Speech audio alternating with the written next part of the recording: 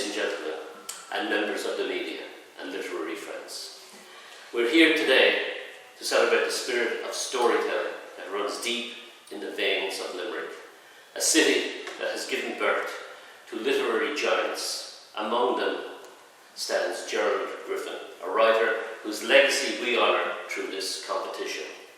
Born in 1803, Griffin left an indelible mark on Irish literature. His novel, The Collegians, inspired by a true Limerick tale, not only captivated readers, but also inspired adaptations across various art forms.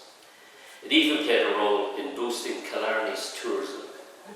Such was the power of Griffin's pen that it caught the attention of the great American poet Walt Whitman.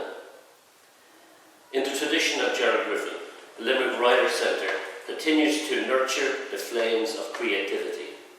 Through competitions like this, workshops, and a myriad of literary events, we strive to keep the art of writing alive and thriving in our community.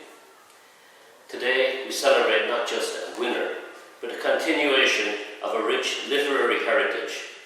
The talented individual we're about to announce joins a lineage of storytellers who have captured the essence of human experience through their words. To all our participants, your dedication to the craft, your courage in sharing your work, and your contribution to Limerick's literary scene are commendable. You're all part of Gerald Griffin's legacy.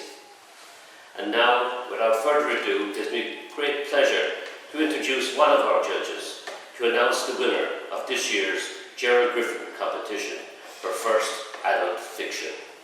So please welcome Gerald Griffin.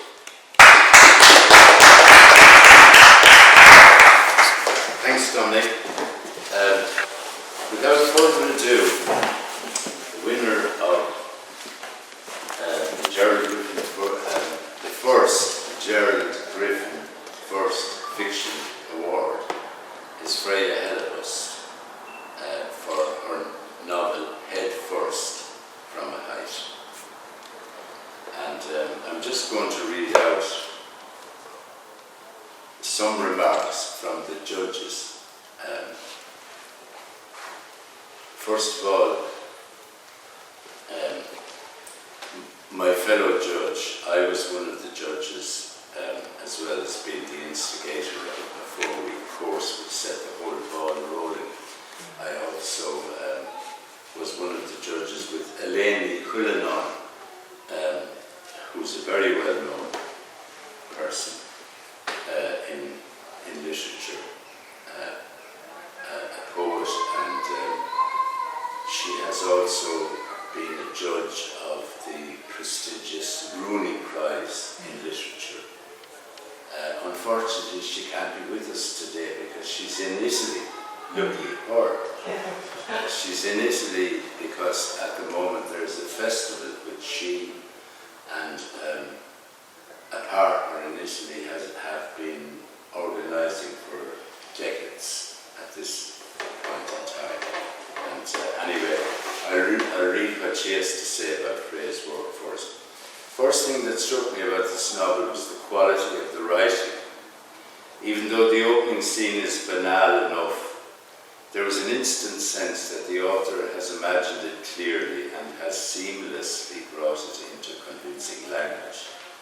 Not that the style draws attention to itself, but it is sure-footed with a flicker of wit below the surface. The waiters in the cafes are jovial and silly. The gradual complication of the plot happens convincingly.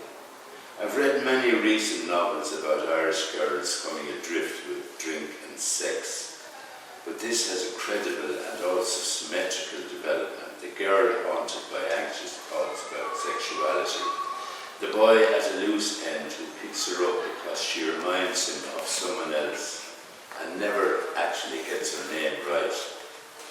Also, there's an appreciation of the asymmetry that goes with the setting. He is on his own ground with all the baggage of school and family. She is isolated and her background is not detailed. What gives the story its ballast is the fullness of the material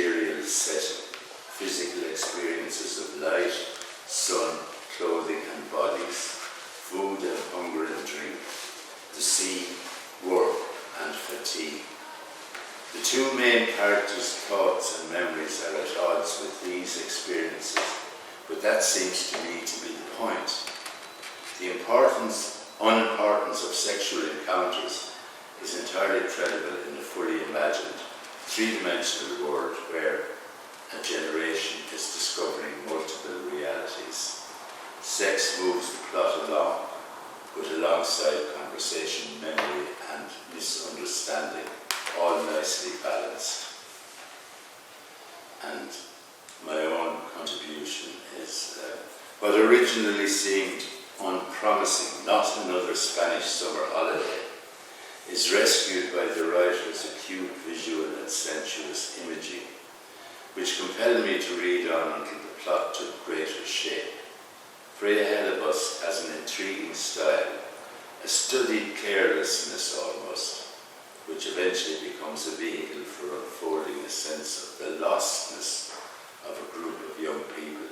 Quite amazingly, I found, this feeling brings us beyond the particular group and even the writer's generation to experience the compassion which compelled Edna O'Brien to remark, "poor people," and James Joyce to define as pity or pathos the feeling which arrests the mind in the presence of whatsoever is grave and constant in human sufferings. We are granted that moment of insight before the main character, Janine, returning home to Ireland, remembers her brief friendship with Lorena and concludes that it may be not all that.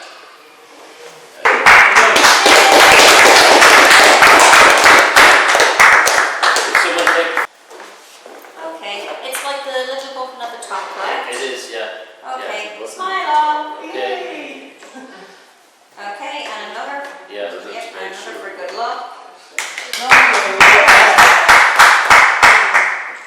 Perfect. Head first From from the heart. Head first from the heart.